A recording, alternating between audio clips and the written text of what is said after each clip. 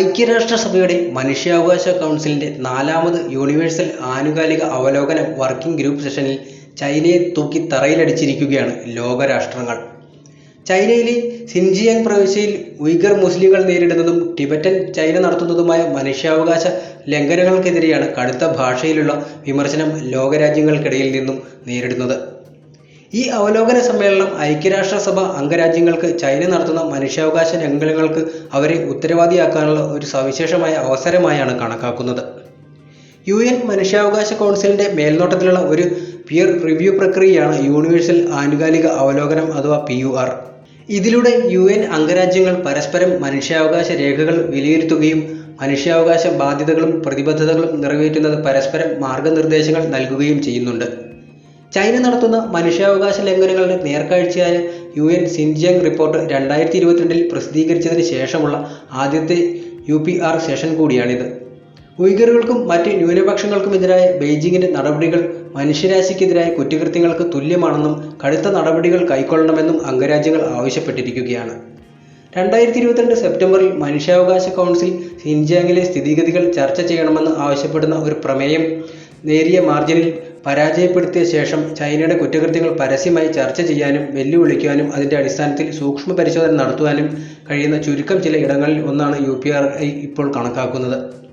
2029 അടുത്ത UPR പ്രസിദ്ധീകരിക്കുന്ന കാലയളവിനുള്ളിൽ ഇപ്പോൾ നടത്തിയിരിക്കുന്ന പരാമർശങ്ങളിലും ശുപാർശകളിലും ചൈനീസ് സർക്കാർ വേണ്ട നടപടി കൈക്കൊള്ളും എന്നാണ് പ്രതീക്ഷിക്കുന്നതെന്നും കൗൺസിൽ വ്യക്തമാക്കിയിട്ടുണ്ട്.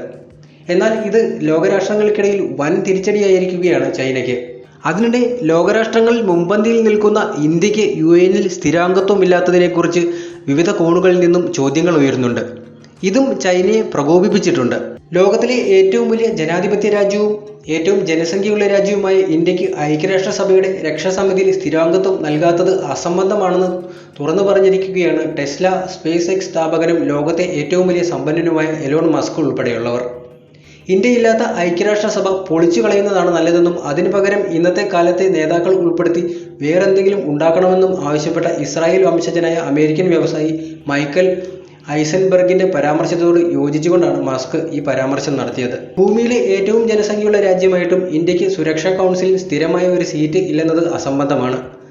സമൂഹ മാധ്യമമായ എക്സിൽ പോസ്റ്റ് ചെയ്ത ഒരു കുറിപ്പിൽ എലോൺ മസ്ക് വ്യക്തമാക്കിയത് ഇങ്ങനെയായിരുന്നു. ഐക്യരാഷ്ട്രസഭയുടെ ഇപ്പോഴത്തെ മേധാവി അന്റോണിയോ ഗുട്ടറസ് പോസ്റ്റ് ചെയ്ത ഒരു കുറിപ്പാണ് ഇപ്പോഴത്തെ ചർച്ചകൾക്ക് തുടക്കമിട്ടിരിക്കുന്നത്. സ്ഥാപനങ്ങൾ ഇന്നത്തെ ലോകത്തെ പ്രതിഫലിപ്പിക്കണം. 80 വർഷം മുമ്പുള്ളതല്ല സെപ്റ്റംബറിലെ ഭാവിയുടെ ഉച്ചകോടി. ഇത്തരത്തിലുള്ള ആഗോള ഭരണഘടനാ പരിഷ്കാരങ്ങൾ പരിഗണിക്കുന്നതിനും വിശ്വാസം പുനർനിർവചിക്കുന്നതിനുമുള്ള അവസരമായിരിക്കും. ആഫ്രിക്കയ്ക്ക് ഇപ്പോഴും സ്ഥിരാംഗത്വം ഇല്ലാത്തത് എന്തുകൊണ്ടാണെന്ന് ചോദിച്ചുകൊണ്ട് അദ്ദേഹം പോസ്റ്റ് ചെയ്യുകയുണ്ടായി.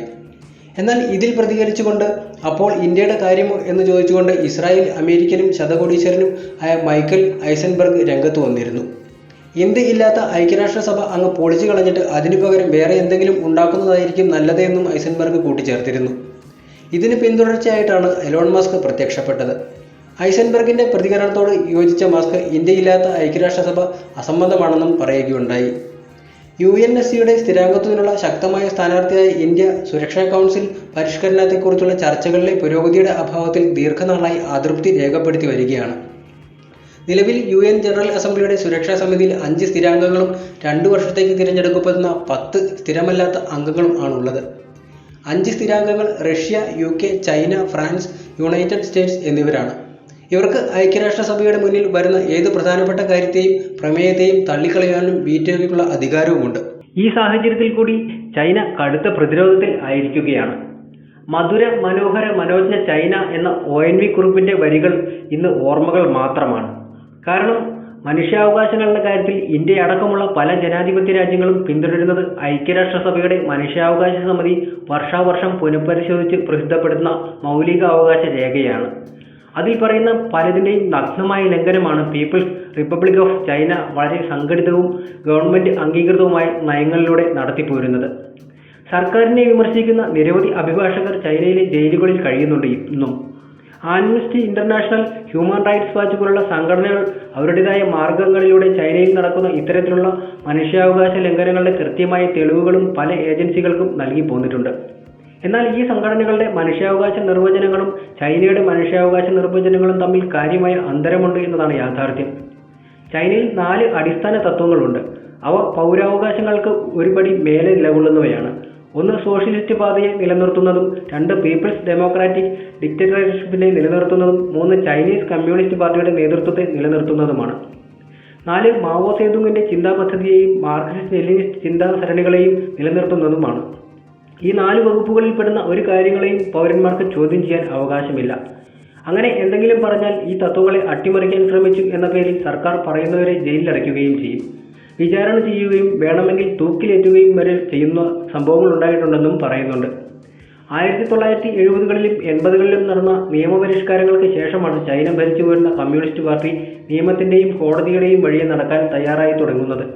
എന്നാൽ ഈ നിയമവ്യവസ്ഥ പോലും ചൈനീസ് കമ്മ്യൂണിസ്റ്റ് പാർട്ടിക്ക് വിധേയമാണ് എന്നതാണ് വാസ്തവം. 1982ലെ ഭരണഘടന ചൈനക്കാർക്ക് അഭിപ്രായ സ്വാതന്ത്ര്യം ഉറപ്പുകൊടുക്കുന്നുണ്ട്. എങ്കിലും രാജ്യത്തിനെതിരെയുള്ള അട്ടിമറി ചെറുക്കാൻ, രാജ്യത്തിന്റെ രഹസ്യങ്ങൾ സംരക്ഷിക്കാൻ എന്നിങ്ങനെ 2 വകുപ്പ് പറഞ്ഞ് ആരെയും പിടിച്ച് ജയിലിലടയ്ക്കാൻ ചൈനീസ് ഗവൺമെന്റിന് ആവും. ഒരാൾക്കും അതിനെതിരെ ശബ്ദിക്കാനുമാവില്ല. 2008ൽ ചൈനീസ് സർക്കാർ രസകരമായൊരു സൗകര്യം ഏർപ്പെടുത്തി കൊടുത്തു തങ്ങളുടെ പൗരന്മാർക്ക്. നിങ്ങൾക്ക് വേണമെങ്കിൽ നേരത്തെ അപേക്ഷിച്ച് അനുമതി നേടിയ ശേഷം പ്രതിഷേധിക്കാം. അതിനായി പ്രൊട്ടസ്റ്റ് പാർക്ക് എന്ന പേരിൽ സ്ഥലവും അവർക്ക് ഏർപ്പാടാക്കുകയുണ്ടായി. അത് വിശ്വസിച്ച് പലരും പ്രതിഷേധാനുമതിക്കായി അപേക്ഷകൾ സമർപ്പിച്ചു.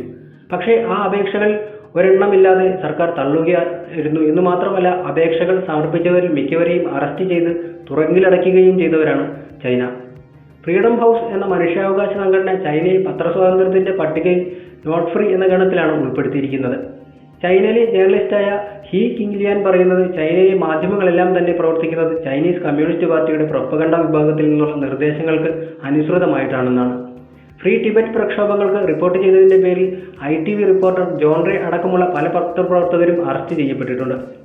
2012ൽ ഐക്യരാഷ്ട്രസഭയുടെ മനുഷ്യാവകാശ കമ്മീഷണർ അടക്കമുള്ളവർ അഭ്യർത്ഥിച്ചിട്ടും ചൈന തങ്ങളുടെ പത്രനയത്തിൽ നിന്നും ഒരു ഇഞ്ച് പോലും പിന്നോട്ട് പോകാൻ ഇതുവരെയും തയ്യാറായിട്ടില്ല.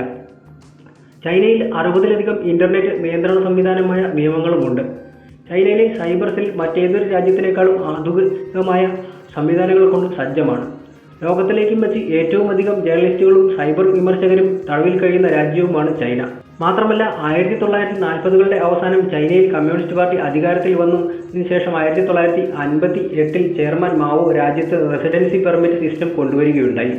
രാജ്യത്തെ തൊഴിലാളികളെ അർബൻ, റൂറൽ എന്നിങ്ങനെ 2ആയി തിരിക്കുകയും അതുപ്രകാരം ഗ്രാമങ്ങളിൽ നിന്നും നഗരങ്ങളിൽ നിന്നും വന്നും കൂലിവേല എടുക്കണമെങ്കിലും സർക്കാർ ചാനലുകളിലൂടെ അപേക്ഷ സമർപ്പിച്ച് അതിനുള്ള അനുവാദത്തിനു വേണ്ടി കാത്തിരിക്കേണ്ട അവസ്ഥ വരെ ഉണ്ടായി.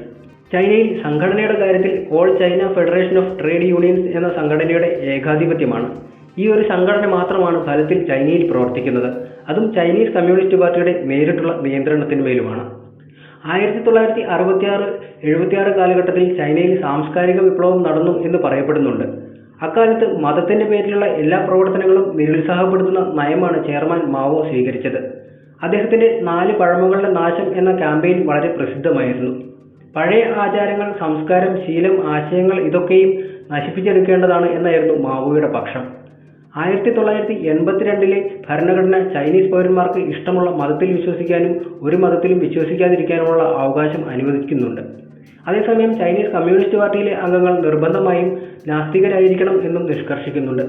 ക്രിസ്ത്യാനിറ്റി, ഇസ്ലാം, ടിബറ്റൻ ബുദ്ധമതം ഈ 3 വിശ്വാസങ്ങളും ചൈനയിൽ നിരന്തരം ഭരണകൂടത്തിന്റെ അടിച്ചമർത്തലുകൾക്ക് വിധേയമായിക്കൊണ്ട് നിലനിൽക്കുന്ന വിശ്വാസങ്ങളാണ്. മതവിശ്വാസം വെച്ചു പുലർത്തുന്നവരിൽ ഭരണകൂടം വളരെ സ്വാഭാവികമായി ദേശഭക്തിയുടെ കുറവ് ആരോപിക്കപ്പെടുകയും ചെയ്യുന്നുണ്ട്. പിന്നീട് ആ ദേശഭക്തിയുടെ കുറവ് നികത്താൻ വേണ്ടി അവരെ തെറ്റിതിരുത്തൽ അല്ലെങ്കിൽ അവബോധ ക്യാമ്പുകളിലും അതിനുള്ള സ്കൂളുകളിലും നിർബന്ധിച്ച് പറഞ്ഞയക്കുകയും ചെയ്യുന്നു. ജയിലെന്ന പേര് വിളിക്കുന്നില്ല എന്ന് മാത്രമേ അതിൽ നിന്നും വ്യത്യാസമുള്ളൂ. അവർക്ക് വേണ്ടത്ര ദേശഭക്തി ആയി എന്ന് സർക്കാർ പ്രതിനിധികൾക്ക് തോന്നും വരെ അവരെ ഈ കറക്ഷണൽ സ്ഥാപനങ്ങളിൽ നിർബന്ധിച്ച് പാർപ്പിക്കാൻ സർക്കാരിനും അധികാരമുണ്ട്. മാത്രമല്ല, ഉയ്ഗർ മുസ്ലിങ്ങൾക്ക് നേരെ ചൈനീസ് സർക്കാർ വളരെ കർക്കശമായ നയമാണ് സ്വീകരിച്ചു പോരുന്നത്. സർക്കാർ അംഗീകൃത പള്ളികളിൽ മാത്രമാണ് അവർക്ക് പ്രാർത്ഥനയ്ക്ക് അനുവാദമുള്ളത്. 18 വയസ്സിന് താഴെ പ്രായമുള്ള മുസ്ലിങ്ങൾക്ക് പ്രാർത്ഥനയ്ക്ക് അനുമതിയില്ല. സ്കൂളുകളിൽ പ്രാർത്ഥിക്കാൻ അനുവാദവുമില്ല. മതപഠനത്തിനും കാര്യമായ നിയന്ത്രണങ്ങളുണ്ട്. സർക്കാർ ചാരന്മാർ സ്ഥിരമായി പള്ളികൾക്കുള്ളിൽ സ്ഥാനം ഉറപ്പിച്ചിരിക്കുകയും ചെയ്യുന്നുണ്ട്. സ്ത്രീകൾക്ക് തട്ടമിടുന്നതിനും പുരുഷന്മാർക്ക് താടി വളർത്തുന്നതിനും നിരോധനമുണ്ട്. അറബി ഭാഷയിലുള്ള പേരുകൾ ഇടാൻ അനുവാദം ചൈനയിലെ മുസ്ലിങ്ങൾക്ക് സർക്കാർ അനുവദിച്ചു കൊടുത്തിട്ടില്ല. ഇങ്ങനെ നിരവധി മനുഷ്യാവകാശ ലംഘനങ്ങളുടെ നടുവിൽ നിൽക്കുമ്പോഴാണ് ചൈനയ്ക്കെതിരെ ലോകരാഷ്ട്രങ്ങൾ എതിർപ്പുമായി രംഗത്തെത്തിയിരിക്കുന്നത്.